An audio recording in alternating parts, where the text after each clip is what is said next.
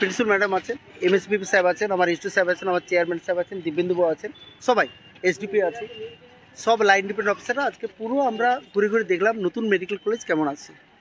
প্রথমে আমরা ড্রেন বাইরে কেমন মানে পরিষ্কার পরিচ্ছন্নতা আছে সেটা দেখলাম, প্রত্যেকটা ড্রেন দেখলাম, কোথায় কোথায় আগাছা জন্মেছে সব দেখলাম।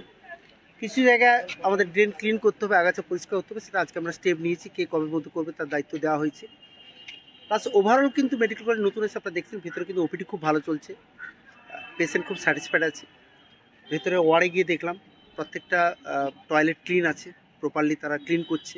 পেশেন্টসের কথা বললাম, তারা হ্যাপি আছে, তারা খাওয়া দাওয়া থেকে ডক্টর রেগুলার ভিজিট হচ্ছে। ওভারঅল এখানে ভালো কাজ হচ্ছে।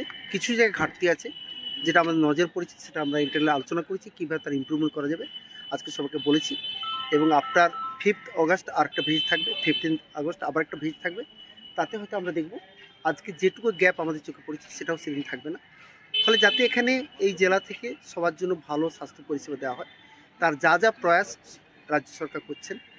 এবং বলতে গেলে আমাদের আজকে প্রত্যেক এসডিওরা, প্রত্যেক এডিএমরা তারা বিভিন্ন হসপিটালে যাচ্ছেন, তারা রেগুলার সব কিছু চেক করছেন।